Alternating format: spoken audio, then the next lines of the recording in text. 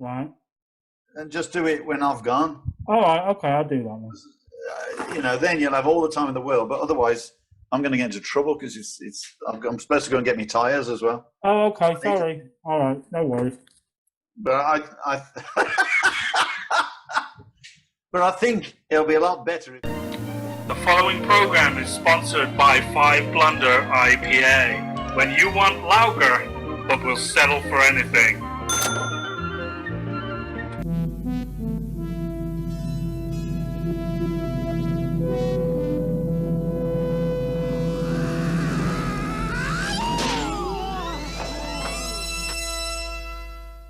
Not being able to speak is not the same as not speaking. You seem as if you like to talk. I like to let people talk who like to talk. It makes it easier to find out how full of shit they are. What the hell did you just say? You are the new student. Come closer.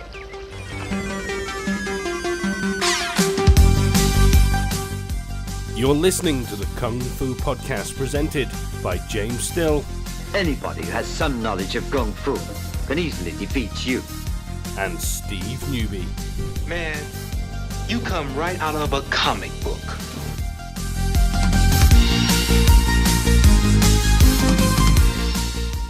If you flash him, even for an instant, a defiant eye, he'll pluck it out. And if you throw any American sass his way, he'll snap your back and your neck like they were twigs.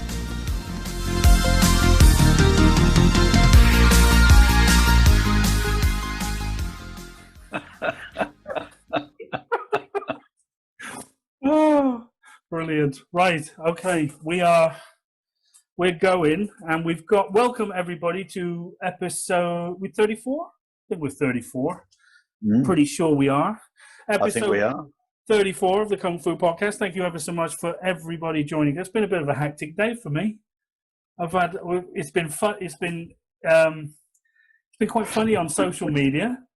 You know, we've had It's looking good, that blogspot thing.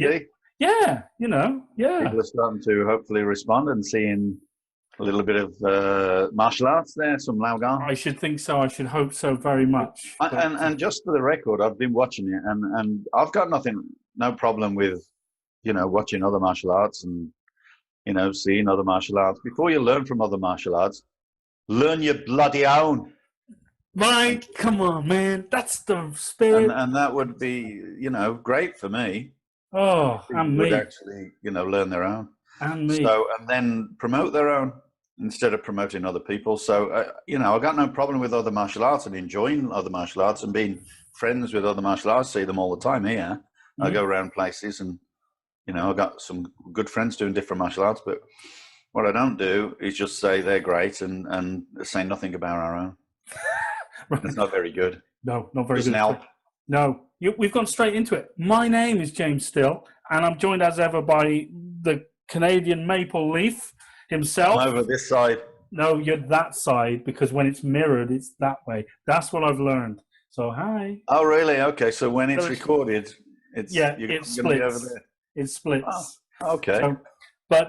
So guys, joined by Mr. Steve New, live from Canada.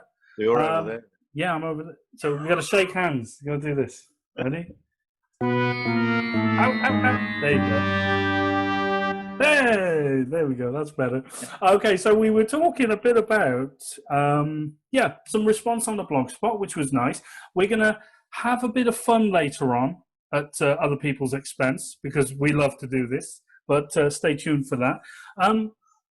Now, we were talking about, with all this stuff that was going on the blog spot, and all this other style business, and like I said, don't have an issue with it. My sort of response was relate it to something Laogai, in terms of say, this looks very similar to this set we do in Laogai. What could this be used for? But they do it different. So we could spark up an intelligent debate on those levels. That would be nice, instead of just going, look at this guy smack a stick over his head like that, And it's just like, okay, whatever, sure, okay, we're better than that, aren't we? Anyway, it prompted me to re-ask the question, because I'm adamant that traditional martial arts are dead in the modern world, dead, gone, deceased, no more. People allow them to be, they will be. Yeah, and this is the thing, I just, do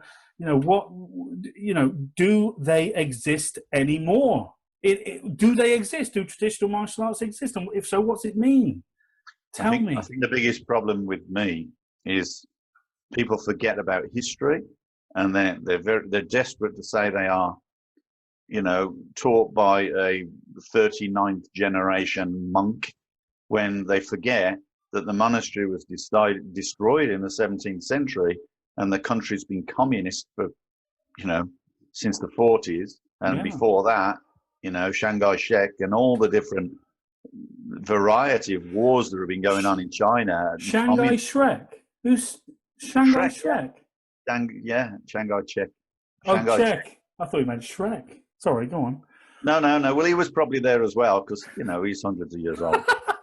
Oh, Shrek. But, people, this is what really riles me when people say, oh, I've been trained by this monk and all this kind of thing. And people forget that these monks were put there specifically for the tourist trade at the end of the day. They're very good at what they do, wushu, but they are not the monks that existed in the monastery, which was destroyed in 17th century, per se. They are not the same people. They are not generations after them. They have been put there specifically to create that environment for people, tourists, and people who want to spend lots of money going and eating rice for 6 months and training wushu. I went there in 2001. There were 72 different martial arts groups around, not inside, around the monastery. Yeah. Okay. The ruins, I have to say, of the monastery. Yeah. With some great buildings for training adjacent to it. Okay. Specifically built, and where they've moved all the locals out of the area. And probably a lot of those locals have used the bricks to build their houses. Don't know. And then down the road, there is the pagoda forest where all the genuine monks were buried at that time.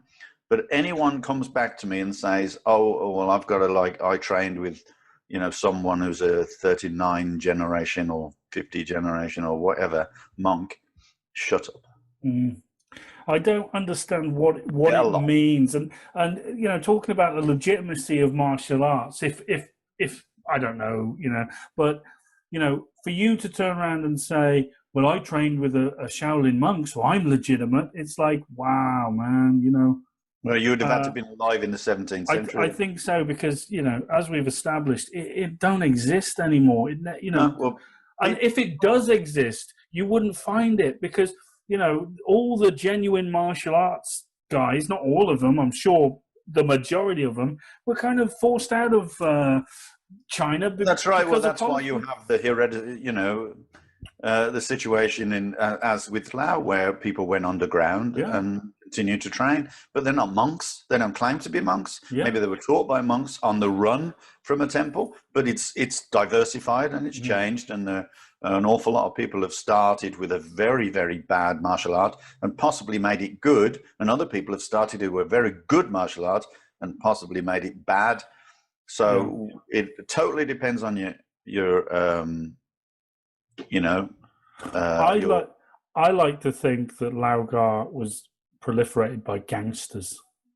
Well, in that sense, it probably could have been a lot of the time.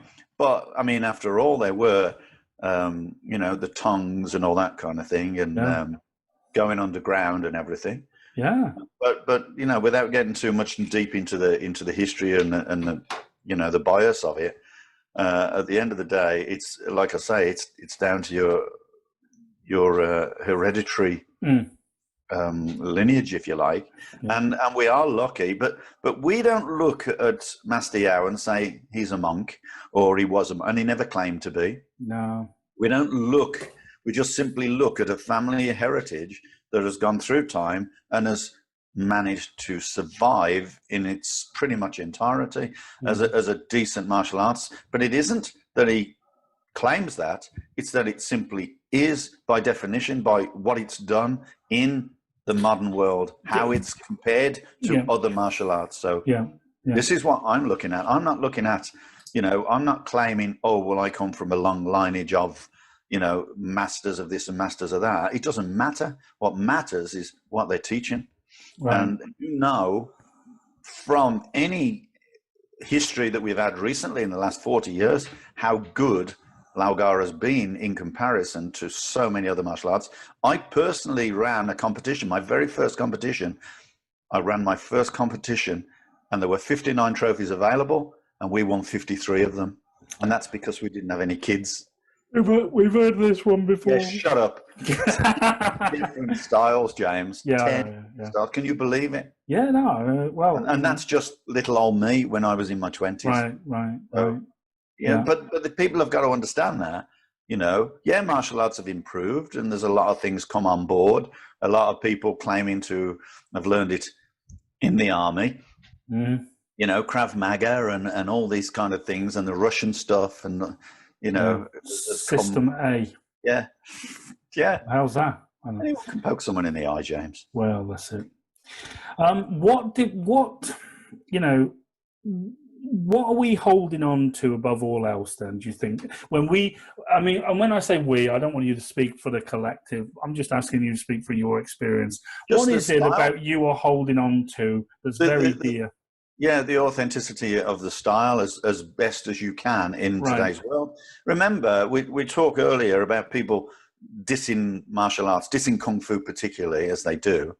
Have you seen any Krav Maga people going in an MMA fight? Have you seen any, Russian Sistema or wherever it's called going into like full contact? What do they don't want to do it. They're not interested.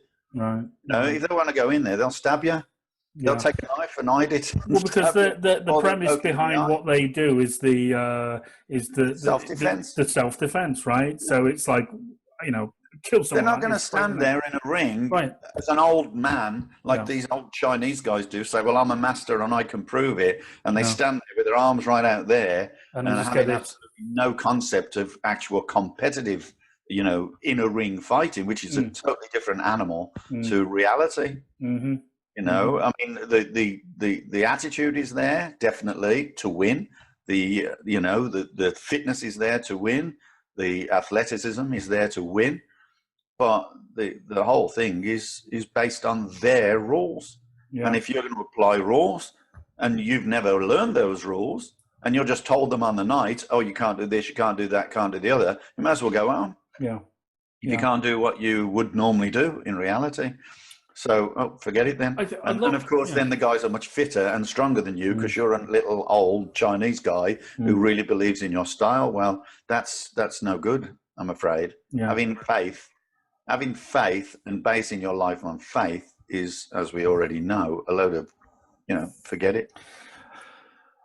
The problem when you talk, it's good rant. The problem when you talk about a lot of traditional martial arts is the esoteric nature to which they lend themselves to. For example, you look at Kung Fu, right?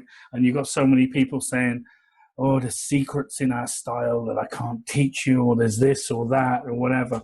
And what was really, really good, I got my cup of tea coming in. Thank you, my darling. I am doing it, yeah. Oh, yeah. Thank you very much. Hello. Excellent. Thank you. Hello. Thank you, my dear darling. Oh, I don't know her name, whatever. We had a great quote from one of our listeners who and this was from Jo, because she was talking about secrets, and she put,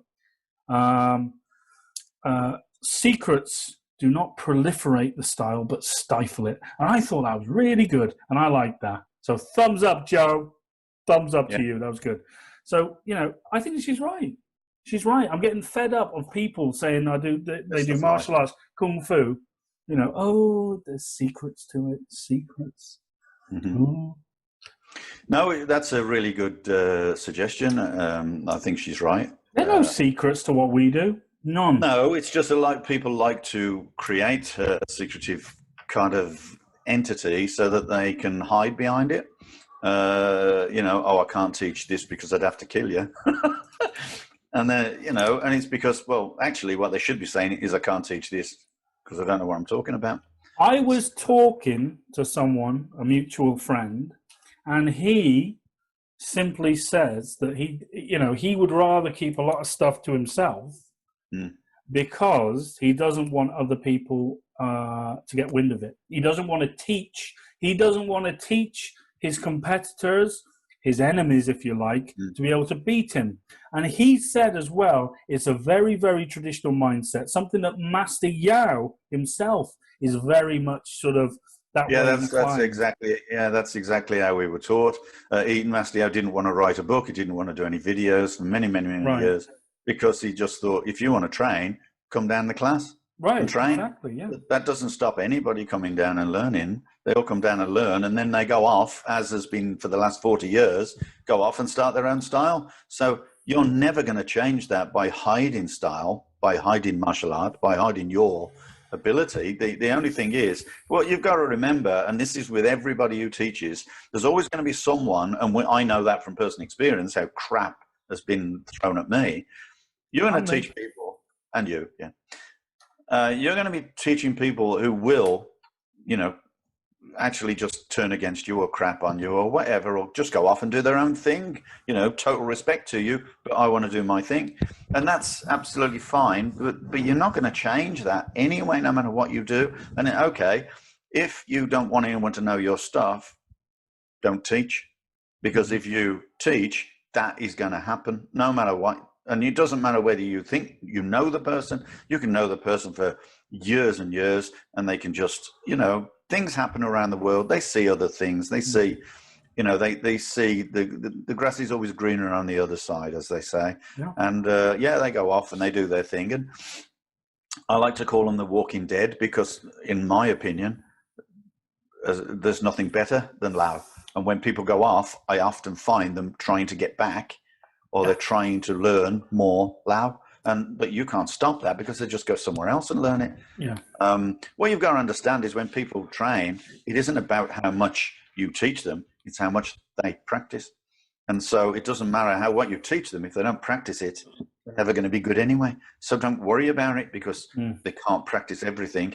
Once they're not being taught it, it then diversifies and just goes off on a tangent. And half the time they don't know what they're talking about anyway. So I think the one of the things with the traditional martial arts, Kung Fu in particular, it's this this idea of the master and stuff like that. And I think a lot of these people want to be the master. We have discussed this before lots of times, but I think one of the things that's ruining traditional martial arts is that you've got all these people who just want that position. They want that, everyone to bow. They want to be respect teachers. them. They just want to teach. Right. And and they want to skip sort of the natural sort of process by which it works. Meaning, you've got to work hard for it. You don't bestow any honor upon yourself other than what people bestow on you. When you get called a master, it's not because you are a master. It's because other people may see you as a master, and well, it's if you look at history, the best generals have always been the people who've led their army, not sat at the back, exactly, and worked out the ideas and then gone, right, well, you go do this. Well, yeah, but how are you going to, protect me? No. And if they're in the foray themselves, then you can believe in those people.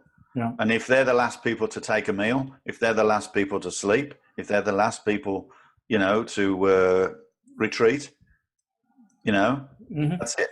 Yeah. Captain goes down with his ship. Yeah. All right. No, absolutely. And I've known some people like that, and they're the inspirational ones. They're the ones you do believe in. You, for example.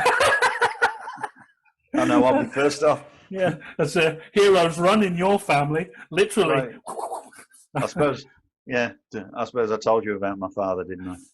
That they found him hiding under the stairs after Dunkirk or something, or before. No, not that bad. Oh, right. He was on the beach at Dunkirk, yes. and a policeman came to a pub to find my mother and said, your husband's missing in action at Dunkirk. Right. And said, no, he's not. He's over there.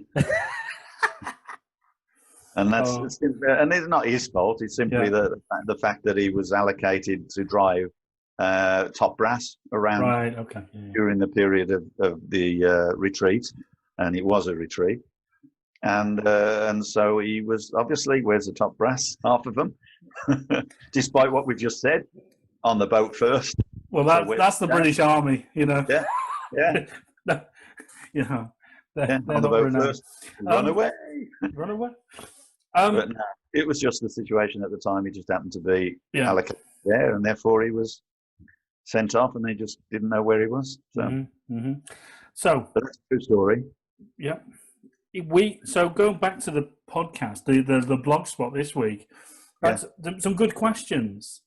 Okay. And we're going to talk about one of them. But before we do, not everybody knows you're a Guardian, you know. Some people don't realise that Steve Newby is a Guardian, one of the original 12.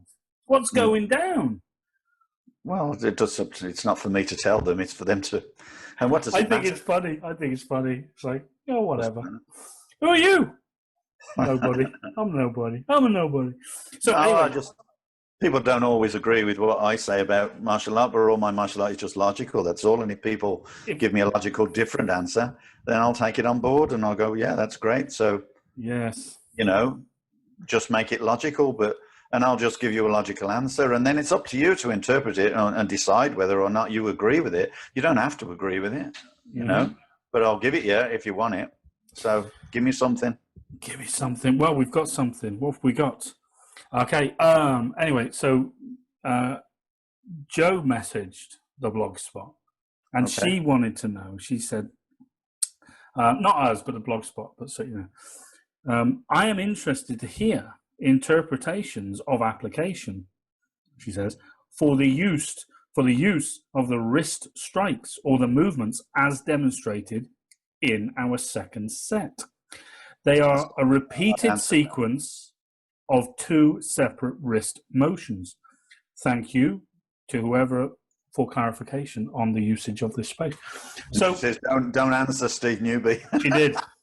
But, that's just like, that's offering off you, baby. Reel them in. Let's get them going. I know, but she's obviously in, tongue-in-cheek. I know. We love Joe. Yeah. We love Joe. I hope, anyway. So no, she's great, and she's really interested, and she's one of those people that really wants to know her stuff. She wants to understand, and I'm sure she gets information from all over the place. She can't just get it from us, or when she asks us questions. But yeah, I did say it is only one technique. It's not and so I'll describe it to her if you like, but. At the end of the day, I think you did say that you had a conversation with her. But no, we had a massive tiff, me and Joe. Right. Yeah. Oh, it was great. Oh, she was all. So she's talking about that till he comes back. Like that. No, we had a great conversation with Joe. But that's it. You see. But that's it. I mean, you got to converse and agree to disagree or not. But the thing is, and then she has to decide, or you have to decide whether she's right, and she has to decide whether you're right, and so on. And it's not down to grades or anything, because some people will learn far more than others, because it depends on your access to information. Yeah. She's talking about that bit where you're coming back and then you're going out with the wrist. Yeah. Yeah, well, the first thing first is the hand doesn't exist. It's the wrist that matters. If you hit anyone with that hand, you're just going to break your wrist. Okay, so if you want to hit someone in the chin. I'm going to play total. Why is that then? Why is that? So explain to me why the hand doesn't exist. Explain away. There's no reason for fingers except for grabbing. Yeah. Right. So there's no reason for fingers. Poking. Right. The fingers get in the way. So often you need to move them out the way. So with this wrist, you're actually using the wrist. We used to do exercises, not exercises, demonstrations. You know the wood that they break in the black sash grading. Yeah. Boom, you break the wood. We used to break the wood with the wrist. Yeah, you simply just break it with, but it's that axis, it's that motion. Can you see it? Okay. Kind of. Go for it. Yeah, I'm just saying it's that motion, so it comes back like that. You can't see it disappears. So there's nothing. If you come in like that, there's absolutely no purpose to that.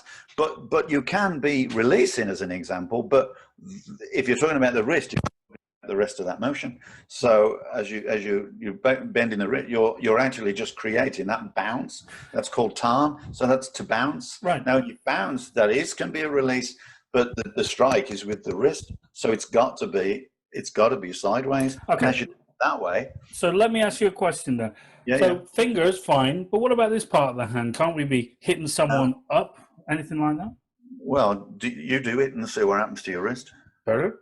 Okay, it's gonna hurt. But what I think the point was, I'm sure she doesn't mean that. I'm sure she's trying to hit with this. But then it would have to be over there. So I think she was kind of asking or making the point that. So first of all, I said, right, okay, great question, all the rest of it. I said, kind of thing. I disagree with the premise because you said it was 2 moves. No, it's not 2. And this isn't a thing on Joe, but it's a really, really, really important point because this is one of the things. It's a typical mistake. Yeah, this is one of the most important things.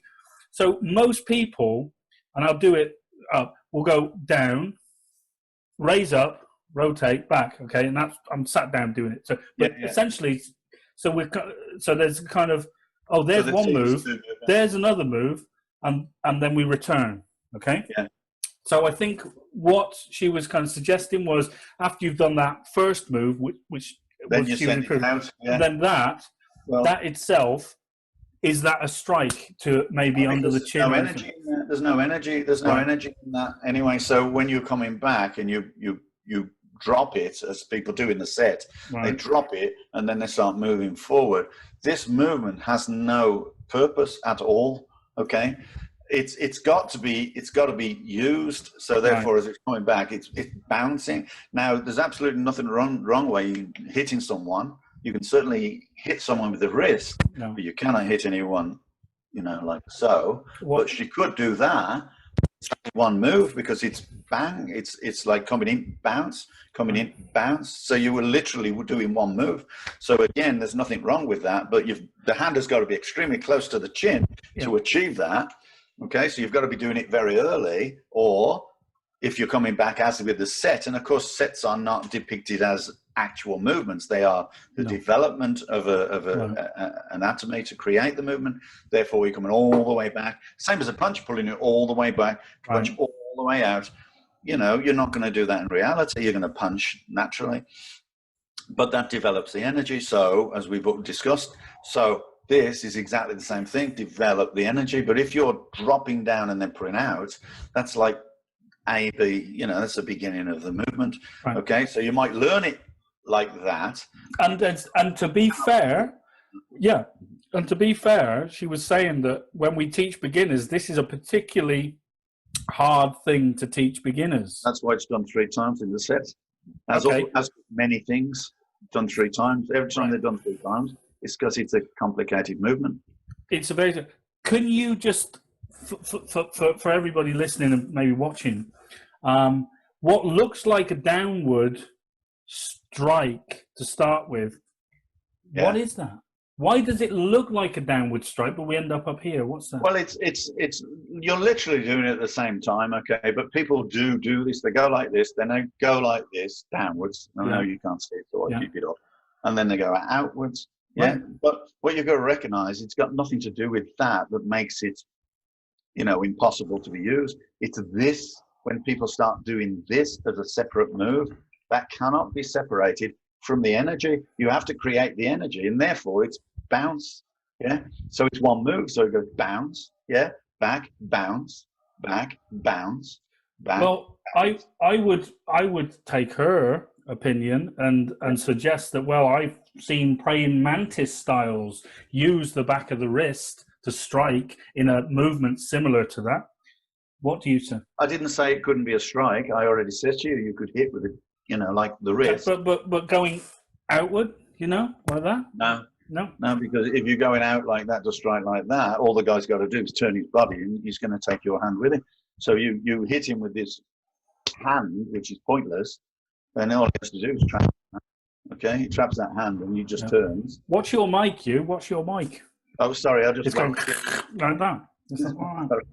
So, but I think a lot of interpretation out there, as just mentioned, people will interpret this because it is a very complex movement, and it's a bounce, and the movement could be identified in other sets being equally as complex. Feilung Chi. And another one, I was going to ask your opinion on it because I kind of make a comparison there. Laugar Lookup Kuhn. Not exactly the same move, but when people practice Laugar Lookup Kuhn, they'll withdraw, then they'll go out. And they're just saying. But that is you're kind of separating the movement into two there. Surely it's bang like that, and that's exactly. It's like in Bokpanju, and you go 1, 2, and then you'll go 1, 2, and then you'll go 1, 2. They're just the same kind of movement, adding a different use, and different angles to the same move.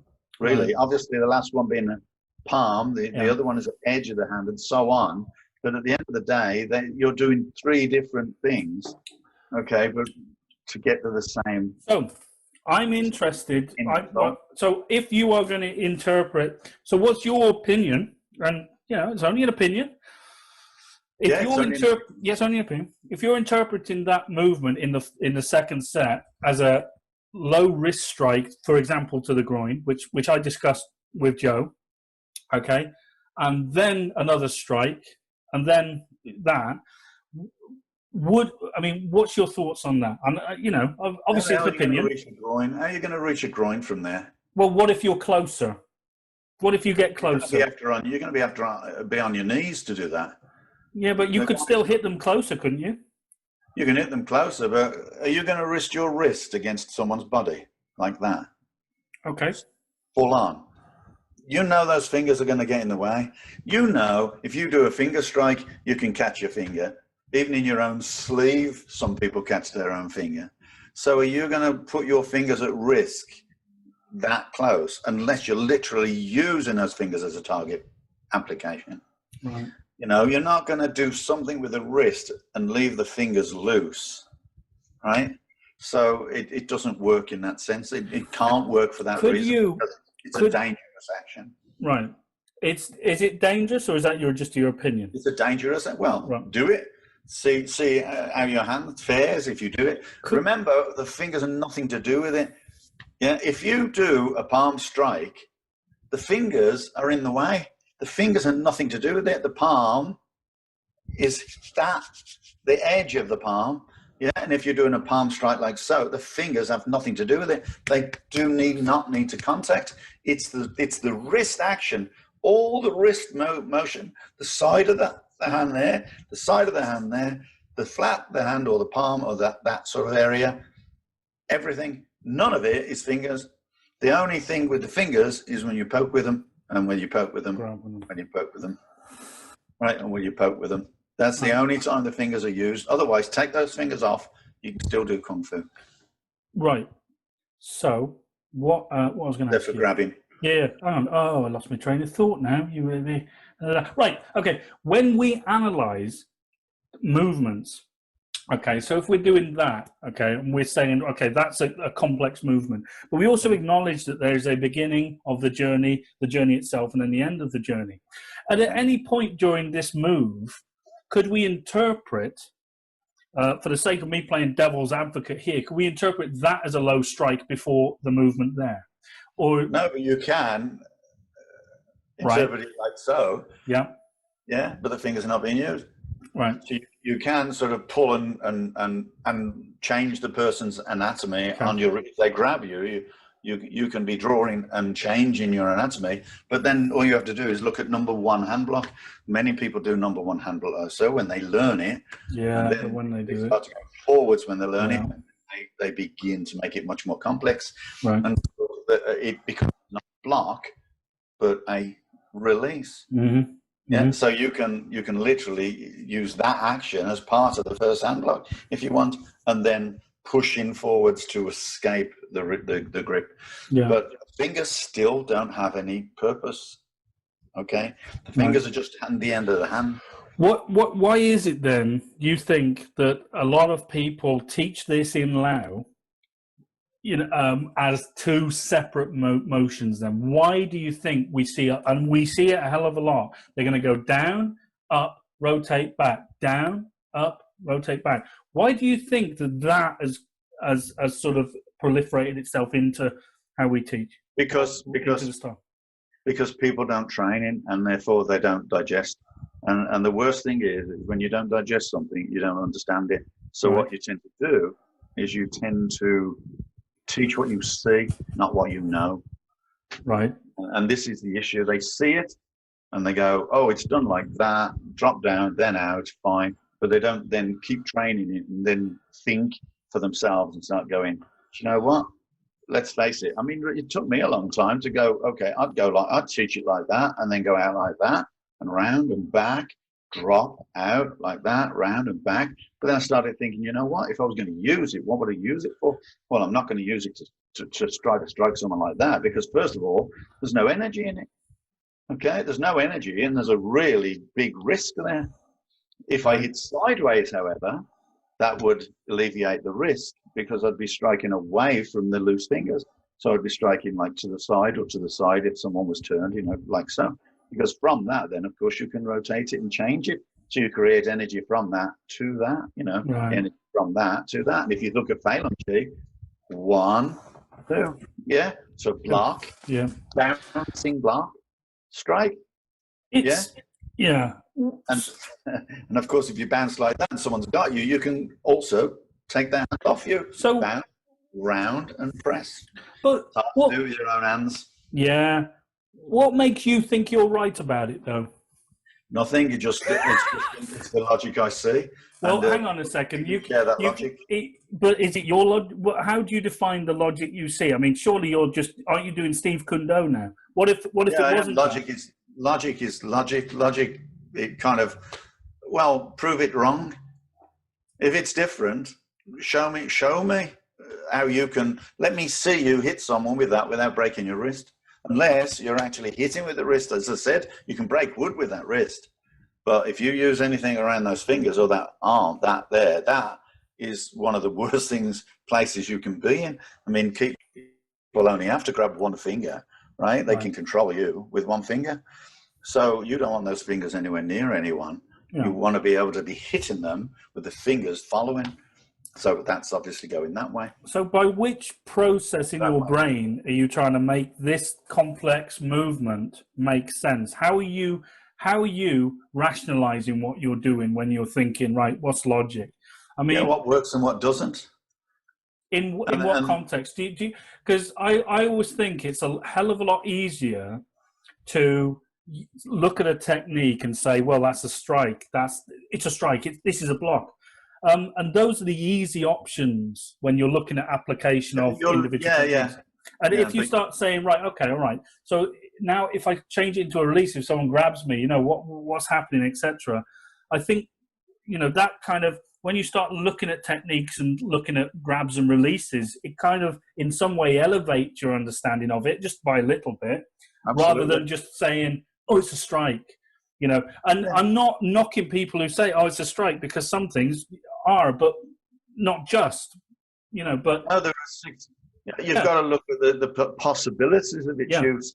You can't just look at it and say, well, that's that. Look, this is a punch, but what could it be? If someone's arm is there, it's also a diversion or a block or a parry. Yeah. Yeah. If someone's punching you, you punch across the top of them, as in boxing, as in kung fu. And someone's trying to punch you, and you simply punch across their punch, pushing their punch down as you punch them. Now it's a parry. And if you pull it back, now you can be drawing them into you, and obviously open the hand and pull it with it. Yeah. So you can interpret anything how you please. Most important, does it work? So I'm just saying to you, what won't work because it can be very dangerous or painful, and what will work because it can be powerful and effective. So but isn't that relative? You have to judge that. Okay, but isn't that relative to you, your body type? In many ways, some techniques are, yes, and that's why you've got to have all those different uses, because for some people, you know, that punch isn't strong enough. You know, maybe they don't want to do a punch, they'd rather do it in a completely different way, you know. So it could be good for a block though, you know, but maybe when they've done the block against the arm, they could then use that wrist, or they could then hammer it through, as in Tai Chi, up, hammer out, Okay. So there's lots of different things you could do. It's a very, very complex technique in this set, which is why it's practiced 3 times in each side. Right. So so it's practiced 3 times. Yeah, I mean the same as that is in in many others as well. It's so I mean, listen, we'll just finish this off, and you can talk about it for a long time. In the end, I was just going to say, sorry, in the end, people have to make their own decisions. They have to agree with me, or they don't have to agree with me. They can, but they're always welcome to send their interpretation of how they see that technique to be. Or I do it like this, and then show me on an actual person. And I'll try and do it on an actual person. I'm sure I've done it before with send a video to someone, but I can always get someone to demonstrate, so it's easier than using your own arms. Right. But if you can show me that you're not going to hurt your wrist if you're trying to hit against a solid object, and that solid object has a possibility either to move of its own accord by accident, in which case you're going to break your wrist and it's going to put you under a lot of pressure, or it might do it by accident, just did I say by accident first, or by definition they intend to do it, or it's an accident. Either way, it's going to hurt. Right. Okay, and can be trapped. And what do we call this technique from the second set? Do we have a name for it? I call it a wrist technique. I just call it a wristy thing. Yeah, a wristy thing. That's the Chinese, you see. That's how much we know. We know nothing. Wristy thing. There you go. So because that's, you know, you can put names to them all you like, and then we have this argument all the time. You want to put a name to it in Chinese, you can, and then the next province down, they're going to say, no, it's not that. Yeah. I'm not interested.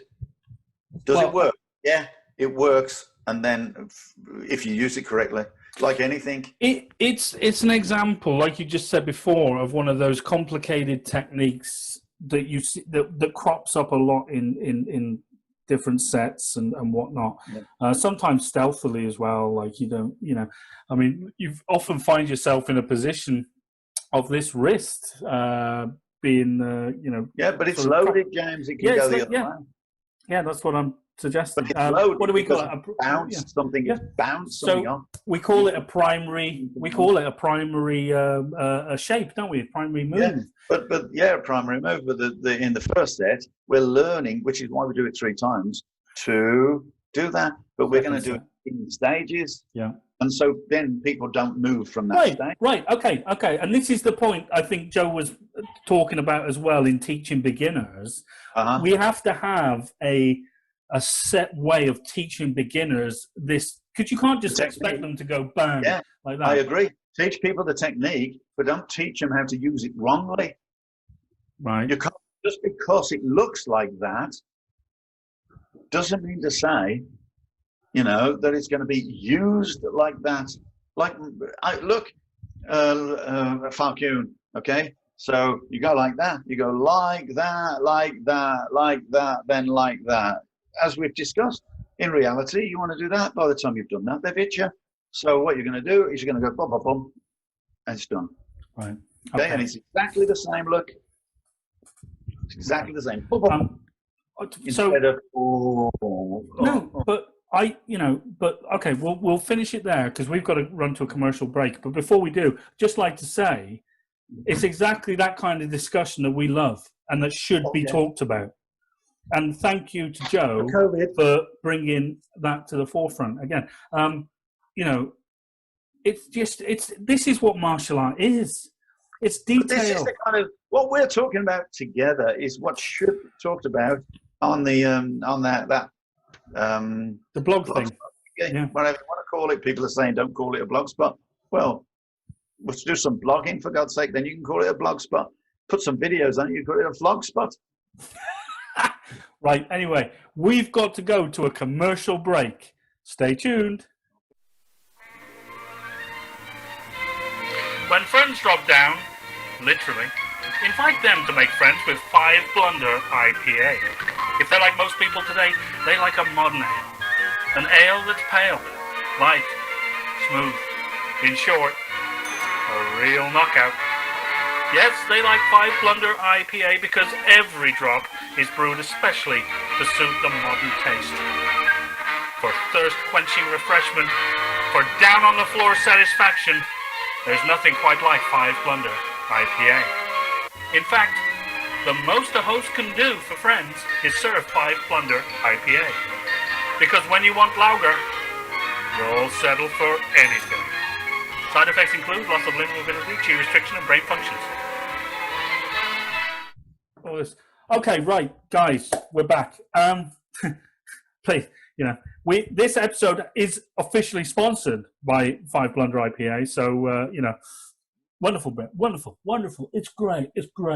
Okay, so, well, we want to talk about some iffy martial arts and something funny that happened recently. So, do you remember this? Yeah, maybe we could put some of those pictures on there, yeah? Because we're on camera now, why can't we just put a couple of pictures on the people that trained with me that are now bowing like assholes? Okay, we'll do that. Oh, I like that. I'll have to find them in Facebook. We'll do that. And do you remember this? It was Mark Houghton. Have you heard of Mark Houghton? Yeah. Doesn't he look like Bobby Davro? I'm not being funny. He does. I swear to God. I don't really pay that much attention. No, I know you don't. But he looks like Bobby Davro. I swear to God. If I put a picture up and he just looks like him, like if Bobby Davro could, do kung fu. Anyway, and of course this. I don't know what he's doing, James. I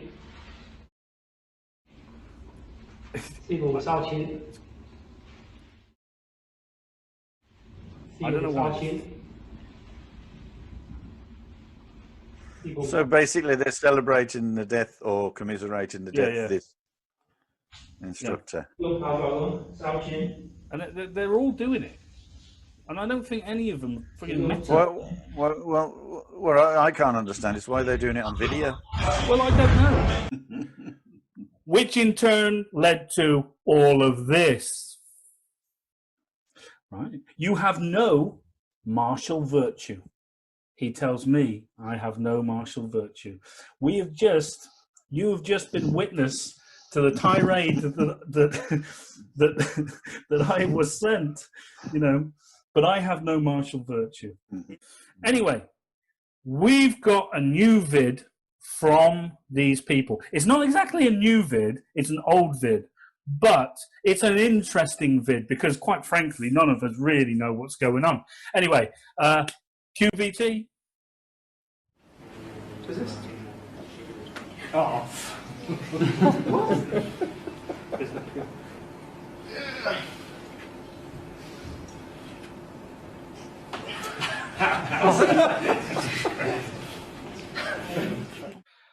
Well, what was going on there? Can you work that one out? Do you know what was going on if you had to guess? With the bottles? Yeah. Bullshit. Wait a second. These are reputable people here. This is reputable stuff. But go on, have a guess. What do you think was going on? With the difference between the bubbled water, if you like. Yeah. What's it called? The carbonated stuff. Carbonated water, and then the still water. And that makes a difference with like the flow of chi. apparently. This is the flow of chi. Oh, Jesus. Right, hang on. Right. So someone a while back commented on this guy's, on that vid, because I think they were a bit sort of unsure. They said, right, and I'll put it on the screen for everyone. This was one of the comments. It says, I definitely wish to learn this person says. Sifu Stephen, what were you doing with the water bottle in the beginning? Was it a type of body mechanics? ? I noticed he could resist, then couldn't. I really found that very intriguing. Thank you for sharing this. Thank you. Anyway, the reply is as follows. He says, hi, Ken. Yes, I was demonstrating how different factors can affect the chi of the human body. The natural mineral water, when held, made him remain strong. However, the sparkling water that was carbonated affected the chi flow and significantly weakened him. This shows how chi disruption can be used in Dimak. Not that we use a bottle for that, of course. We would use our own chi to weaken the attacker. We would use our own chi to weaken the attacker prior to or at the time of striking their Dimak points. You didn't know this, did you? I had no idea. The carbonated drinks, all your high fructose corn syrup derivatives, your Cokes, your Iron Brews, your Tizers, they can affect your chi. Yeah, that's amazing. No wonder. I've been drinking that crap for years. I got none. Yeah. So when my wife says, do you want a cup of chi? Yeah. Wow. So I would have thought by now, since it's been in this country for many, many, many years, that people would not have the wool pulled over their eyes so much. Because in my early days did an awful lot of demonstrations, and a lot of those demonstrations included things that you would stand and build up the chi and all that stuff. It just doesn't happen. Okay. So when you do those demonstrations, you're basically showing people that you have some kind of secret power. And then you do your wood breaking, or you do the concrete breaking on your stomach while you're lying between two chairs, which I was able to do with a 60-pound, slab on my stomach, etc., etc. Hands on fire, breaking the tiles, all these kind of things. And you've seen the monks with the spear on the neck, and then they push against it. What do they do first? Boom, like that. They do that. The spear goes boom, boom, and as soon as it gets to that point, you push. Yeah.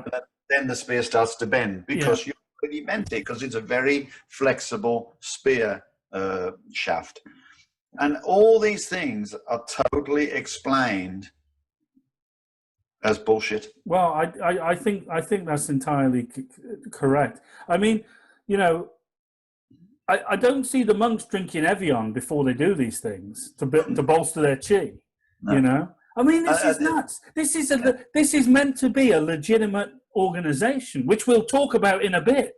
But this guy is charging a lot of money for this, and this is what's going down. I mean, magicians, James, charge a lot of money. I'll give that for him. He does belong in Vegas. Jesus. Yeah, he does. Next to Siegfried and Roy. Yeah. Shit. Yeah. But, oh my God. There's a lot of money, and people go to see magicians knowing magic doesn't exist. They still go. Yeah. Isn't that a funny thing?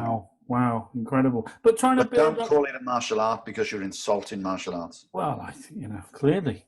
Wow. It's magic. Yeah.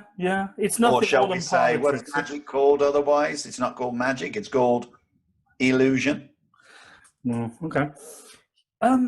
It's amazing that the market for this, though. Yeah. You know?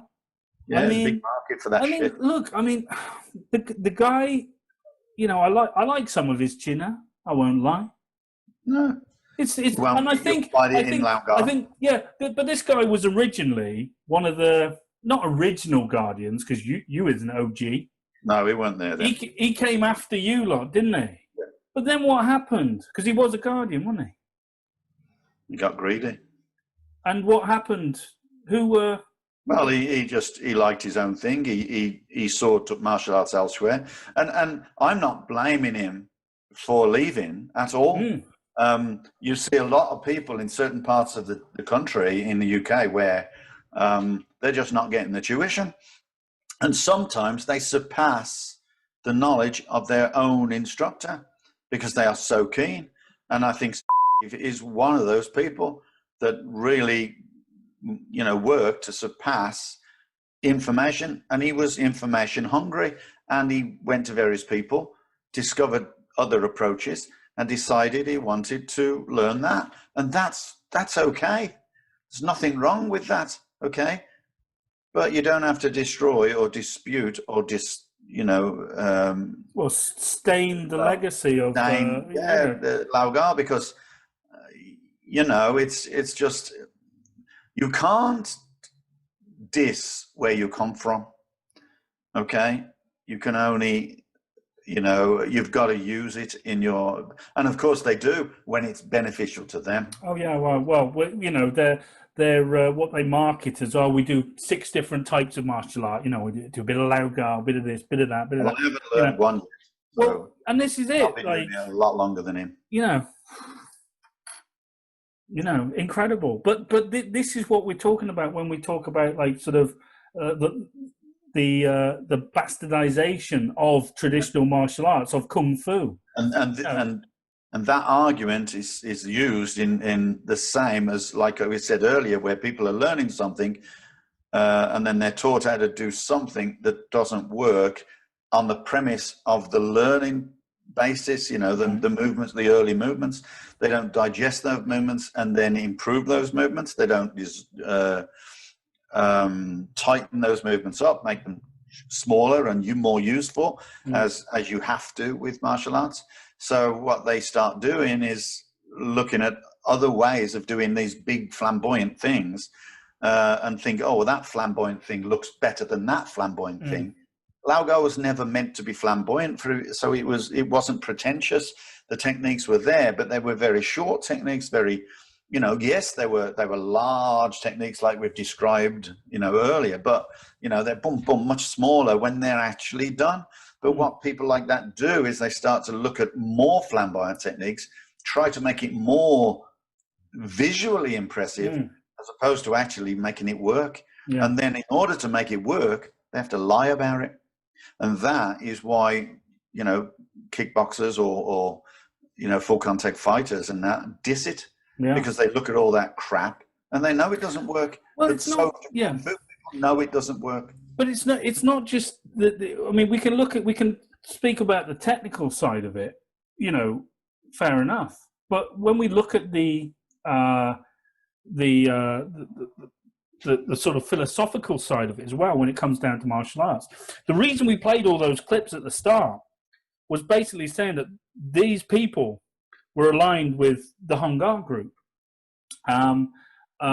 Were aligned with the Hungar group. They've been aligned with lots of people, but they don't. And this is it. You know, I think the, you know, Steve has gone through how many masters now? 1, 2, 3? I don't know. But, well, you know, masters that were.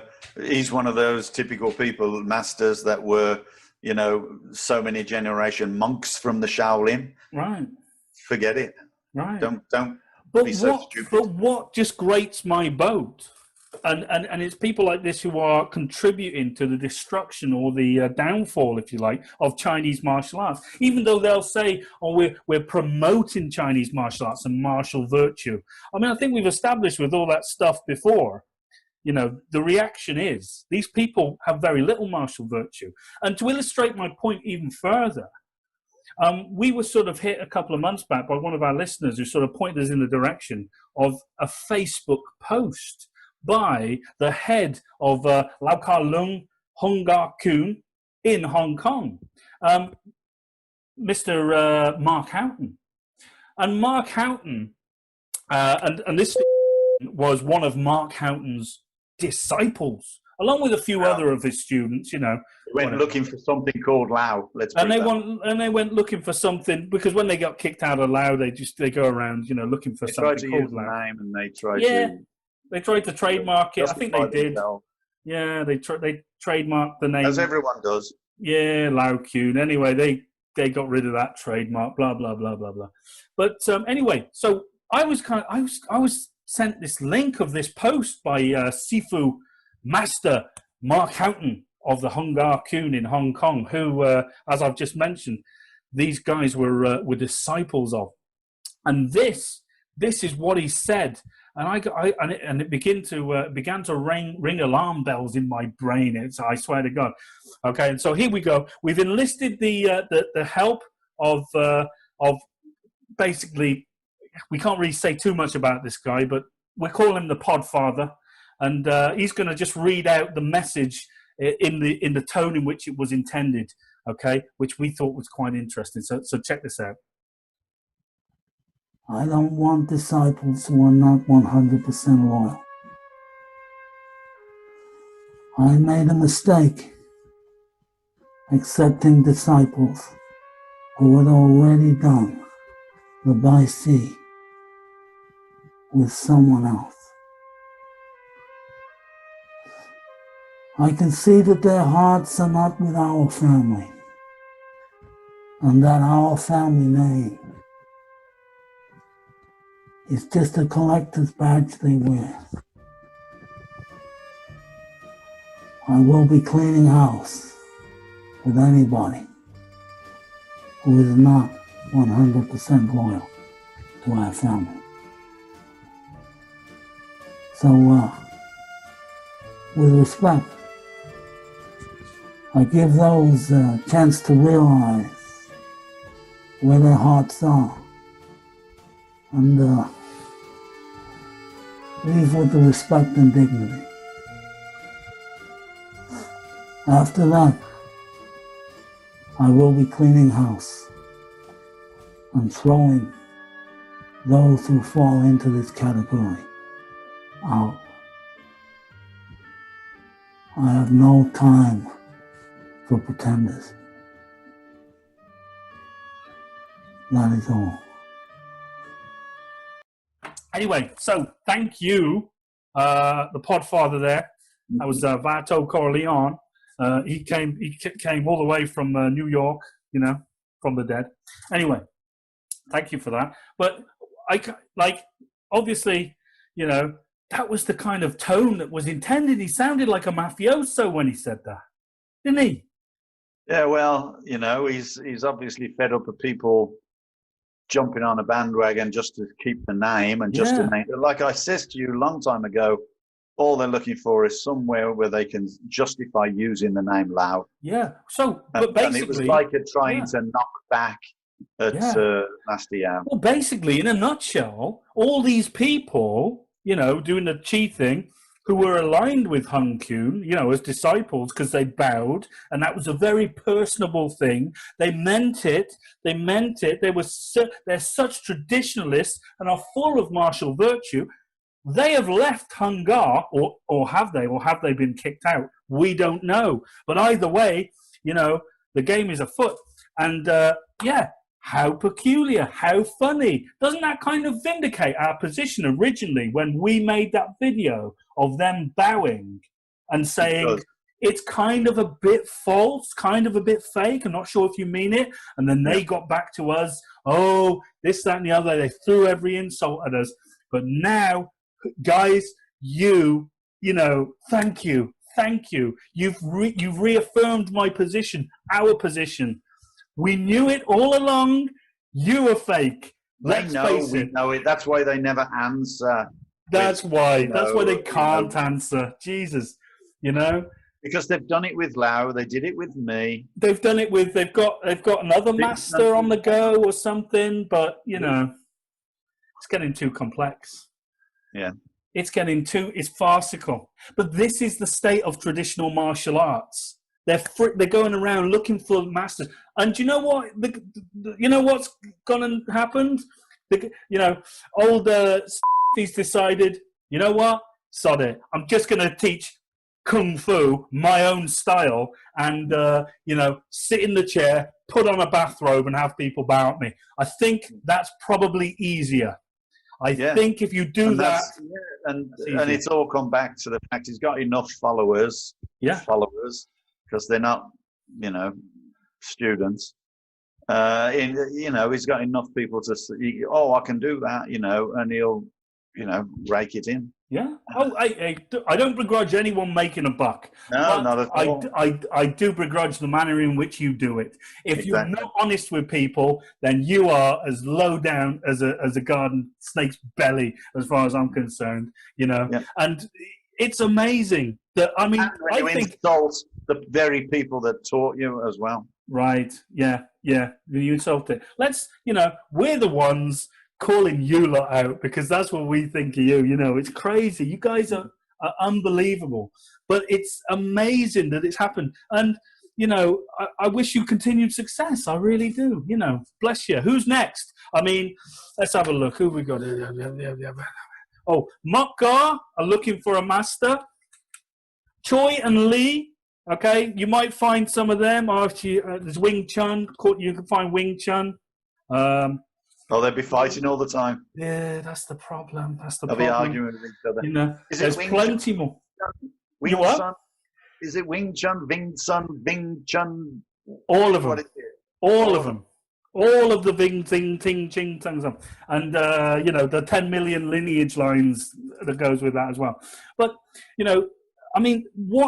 what our point with this is, it's really sad that in order to justify yourself as a martial artist, you have to latch on to other people to kind of justify your what you do and to gain some authenticity. Mm-hmm. Yeah, when you had something perfectly good to start with, but you wanted more, and now he just wanted to be the boss. Oh, there you go. Wanted more. Yeah, master of none. Jack of all trades, master of none. They should have named him Jack. My goodness me. I like to keep things simple. That's just align yourself with a really famous individual or someone who apparently has got some kind of clout. Yeah. And what do? You're still with me. That's it. I keep things simple. I like it. I like what I got. I'm happy that way. Mind you remember the Scottish one? I think he's staying put. He might have decided not to follow them, which is weird. So, funny that. Yeah, crazy. These are crazy times, This is nuts.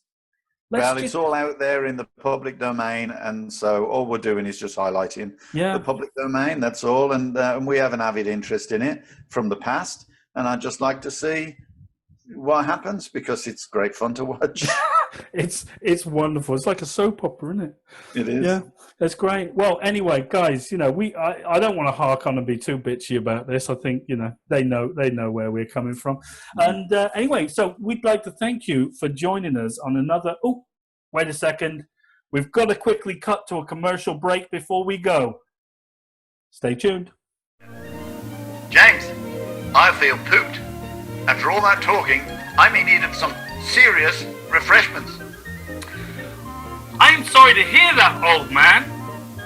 May I suggest 5 Blunder IPA? It's a modern ale that's pale, light, and smooth. In short, a real knockout.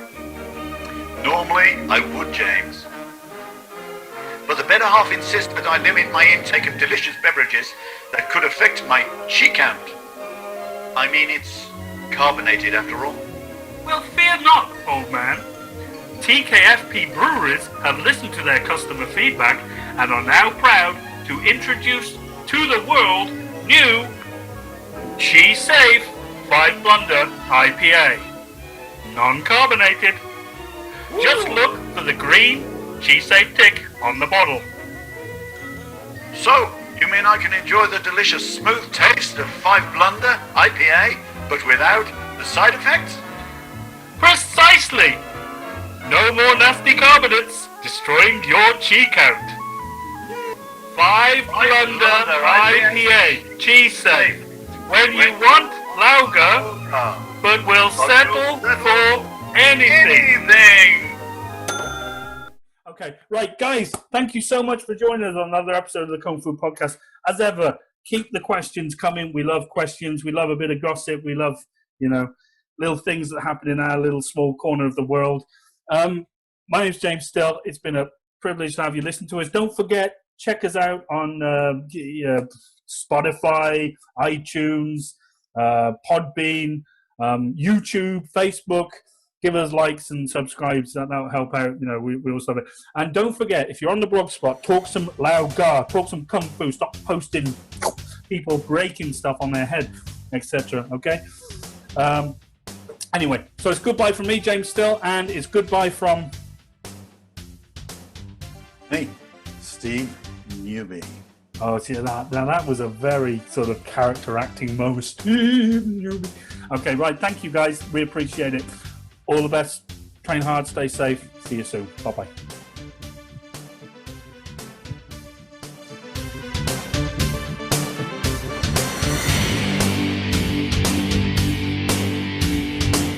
Concentrate on your enemy's weak points. The eyes, the throat, the knackers.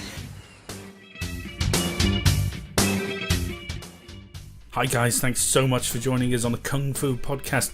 If you like that and you want to find out more about us, you can head over to Facebook, Twitter, Instagram or YouTube and find us under SJN Martial Arts. And also guys, this podcast is available on Podbean and iTunes. So until next time, take care of yourselves and we'll see you again on the Kung Fu Podcast.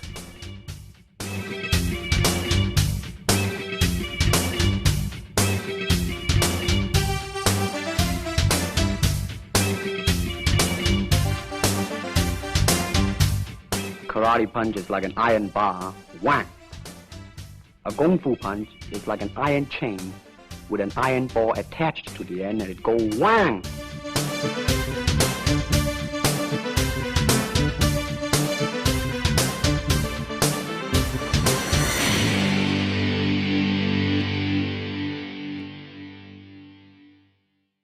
Can you break a log like that? Don't know. Never been attacked by tree. I got it. I was going so well. That was going so well. I nearly knocked myself out then. I hit myself when you say knock out. Yeah. This is funny. Like, oh shit. When friends drop down, literally, invite them to make friends with 5 Blunder IPA. If they're like most people today, side effects include loss of limb, mobility, and brain restraint. Did you get all the way through then? You couldn't. Blunder IPA. In fact, the most a host can do is offer 5 Blunder IPA. In fact, because it's gone in my cup.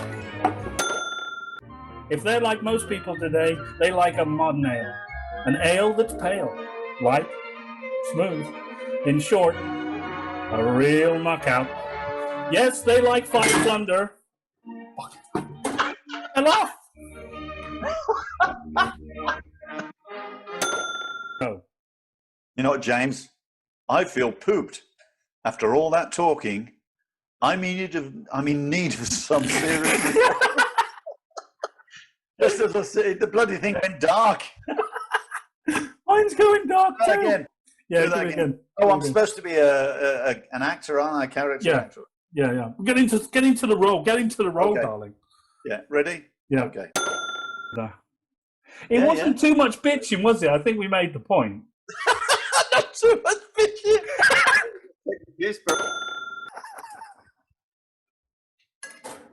Oh, I love it. okay. That's funny. That's hilarious. Oh, God. They're going to love us for this one, aren't they? Oh.